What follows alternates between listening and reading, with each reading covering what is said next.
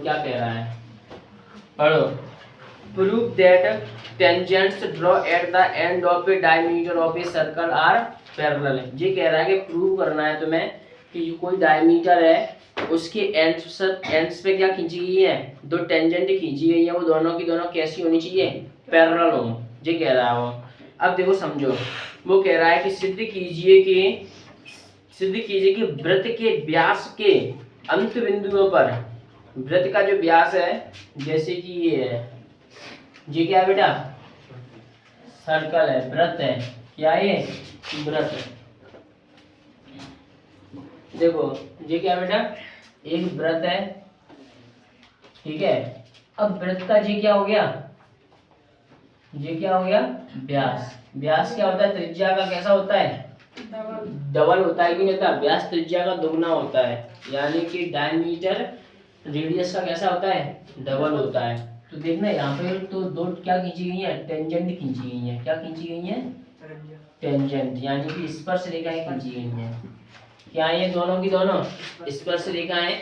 वो कह रहा है कि दोनों समांतर है कि नहीं है। अगर समांतर है तो मैं क्या आना चाहिए, अल्टरनेट एंगल इक्वल हो जाना चाहिए कि नहीं हो जाना चाहिए, पहले तो ये बताओ। अगर इनके बीच में अल्टरनेट एंगल यानी एकांतर कोण बराबर एकांतर कोण मिलेगा तो दोनों कैसी हो जाएंगी, पैरेलल हो जाएंगी, अगर समांतर हो जाएंगी। अगर एकांतर कोण नहीं मिला तो ये पैरेलल नहीं होंगी, यानी कि समांतर नहीं होंगी। अब देखिए इसको नाम दे देते हैं, इसको नाम दे दो L और इसको नाम दे दो क्या, M। इसको नाम दे दो X Y और इसको नाम दे दो P Q। कोई डाउट, ये क्या है मेरा सेंटर होगा कि नहीं होगा, इसमें वो सेंटर होगा कि नहीं होगा। तो देखो इसमें सारी चीजें क्या मैंने मानी हुई है, इसमें कुछ दिया हुआ है तुम्हें नहीं। तो लेट देखो माना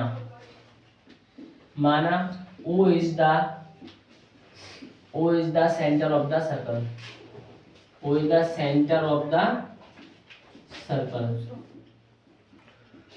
यानी कि O वृत्त का क्या है बेटा, O वृत्त का केंद्र है। O वृत्त का क्या हो गया, केंद्र हो गया। और LM क्या हो जाएगी, LM is a diameter of a circle, यानी कि ये क्या हो जाएगा, LM वृत्त का क्या है बेटा, वृत्त का व्यास है। वृत्त का क्या हो जाएगा, व्यास। XY एंड PQ क्या है बेटा, दोनों की दोनों टेंजेंट है कि नहीं है, एंड PQ आर टेंजेंट्स, ठीक है। XY और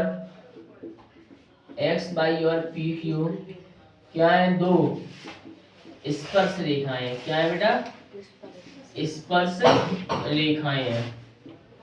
अगर ये स्पर्श रेखाएं हैं तो तुम्हें पता होना चाहिए कि अगर ये व्यास है तो ये दोनों त्रिज्याएं होंगी कि नहीं होंगी, होंगी। चलो पहले तो ये लिख लो फाइंड, पहले लिखो फाइंड, सिद्ध करना है, सिद्ध करना है। क्या सिद्ध करना है कि क्या हो जाए, XY पैरेलल हो जाए किसके, PQ के, यानी कि XY समांतर हो जाए किसके, PQ के। तो देखते हैं कैसे होता है समांतर। जब दो लाइन ऐसे बन जाती हैं तभी तो ये समांतर मानी जाती हैं। और एकांतर कोण हमेशा कहाँ बनता है, अल्टरनेट एंगल दो समांतर रेखाओं के बीच में बनता है कि नहीं बनता। तो ए वाली और ए वाली होगी तो इन दोनों के बीच में जो एंगल बनेगा, इन्हीं के बीच में तो एकांतर कोण बनता है, अल्टरनेट एंगल समांतर भुजाओं के बीच में बनता है कि नहीं बनता। अल्टरनेट एंगल किन रेखाओं के बीच में बनता है, पैरेलल लाइंस के बीच में बनता है। तो देखिए करते हैं, सॉल्व करो, हल करते हैं। देखना OL परपेंडिकुलर किस पर है बेटा, XY पर है कि नहीं है। OL परपेंडिकुलर XY पर है तो मैं क्या कह सकता हूं कि angle by LO equal to 90 degree होगा कि नहीं होगा, बताओ। और ये देखना OM परपेंडिकुलर किस पर है, PQ पर है कि नहीं है। तो मैं क्या कह सकता हूं, एंगल PMO इक्वल टू कितना हो जाएगा, 90 डिग्री हो जाएगा कि नहीं हो जाएगा। 90 डिग्री नहीं हो गए? तो जे 90 हो गया, जे 90 हो गया। तो फिर मैं क्या कह सकता हूँ, इसको एक फर्स्ट मान लो और इसको सेकंड मान लो। ये दोनों 90 90 हो गए तो दोनों इक्वल हो जाएंगे कि नहीं हो जाएंगे? तो देखना